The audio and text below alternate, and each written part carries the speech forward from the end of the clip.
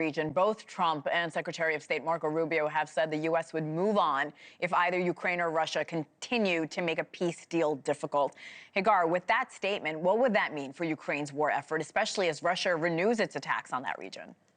Yes, you know what's so fascinating about this one is that as we know, Trump campaigned on brokering peace between Ukraine and Russia. And then at the very beginning of the administration, we had the meeting, that infamous meeting with President Zelensky in the Oval Office, where he told Vice President Vance, you cannot negotiate with Putin, and they got into an argument over it. And this is actually pretty much proving that.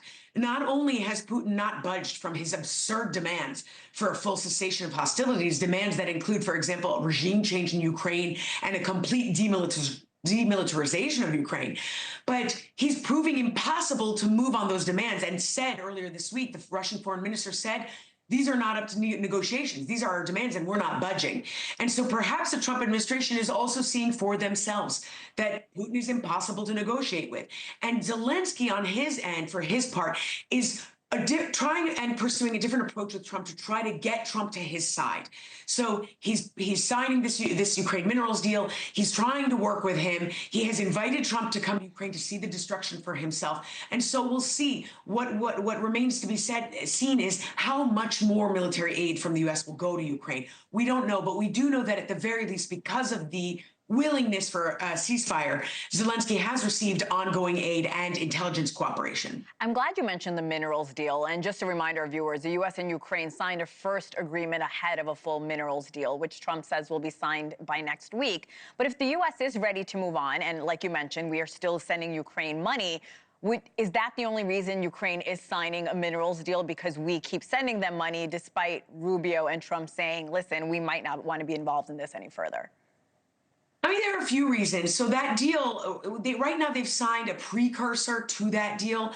And the precursor document made a reference to the creation of a reconstruction fund for Ukraine. Now, it didn't say how that fund would be financed. But that said, I think that there are incentives for Ukraine to sign a deal of that kind, because it kind of locks that relationship in between between Ukraine and the United States.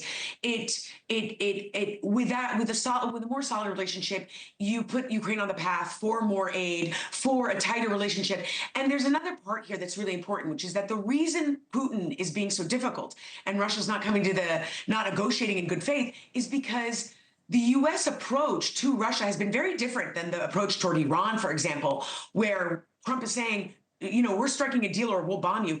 The approach to Putin has been much more meek, has been much more soft. The U.S. has refused to even condemn Russia, for example. And Putin doesn't negotiate with mice. He negotiates with bears. And so this gives that opportunity for Ukraine to for the U.S. to shift that position, and for Ukraine to at least be on a path where more military aid and a tighter relationship is possible.